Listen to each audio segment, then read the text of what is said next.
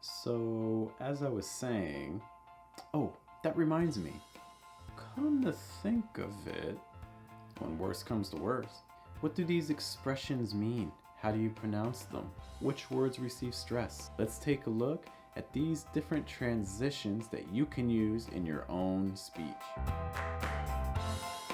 Come to think of it, this suggests that you were reminded of something or something made you think of maybe something that you had forgotten. To give you an example, come to think of it, it is supposed to rain today. Notice for stress, the main word is on think. Think. Also, the last word, it, you'll notice it will have a rising intonation and it will be held a little long. Come to think of it, it is supposed to rain today. As luck would have it,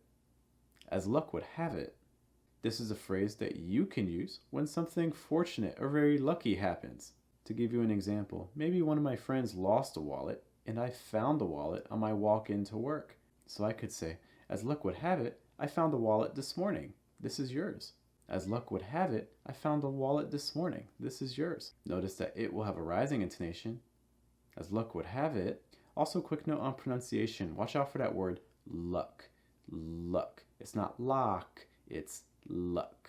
Luck. Schwa sound. So that means make sure that your mouth is mostly closed and you're raising the front of your tongue. Luck.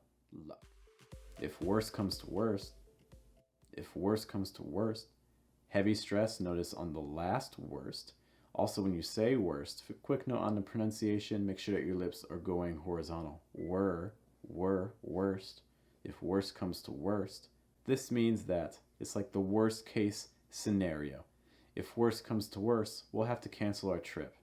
Okay, so like we're imagining that if all the situations go bad, then we'll have to postpone our plans or not do our trip.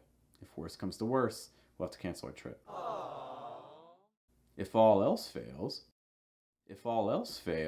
quick note on pronunciation here, fails. This is a long vowel, so it's going to break into two parts. Ale, fails. Notice also falling intonation on the first syllable, rising intonation on the second. Fails. If all else fails, this is used in situations where you need to consider different options, and this is like the last option. If all else fails, we could drive instead of flying. If all else fails, we could drive instead of flying.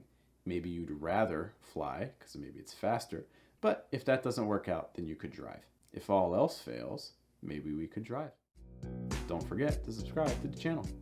As I was saying, this is a way to indicate that you're returning back to a thought that you were originally discussing. So let's say, for instance, that you were talking with a friend, someone interrupts you to ask for directions, and then you continue your conversation with your friend. So let's say, again, maybe you were talking about your sports team, your favorite sports team, and then someone interrupts you, they need directions to go to the train station, they leave, you return back to your friend and you say, oh yeah, well, as I was saying, and then continue with your discussion. Notice also that for that phrase, the heavy stress will be on saying. As I was saying, saying should receive the heaviest stress. Change the pitch a little bit just to make it more noticeable. As I was saying, if you ask me, this is a phrase that is used so that way you can let another person know about your opinion, even if they haven't asked for it. If you ask me, no one should spend that much money. If you ask me, no one should spend that much money. This is an if clause, which indicates that the speaker is not finished. So what you'll notice is at the end, it often has rising intonation. If you ask me, notice it goes up, me, not falling, me. It's me. Me also receives the heavy stress. That reminds me. Notice the me here has a falling intonation.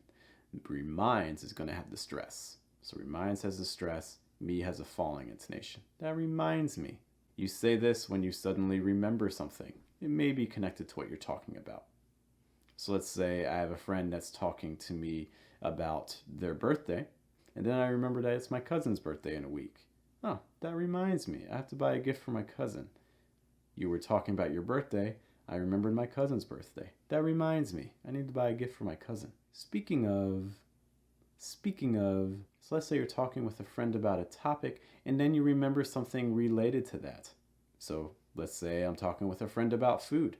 We could say, speaking of food, I need to tell you about this restaurant I went to last week. Speaking of food, I need to tell you about this restaurant I went to last week.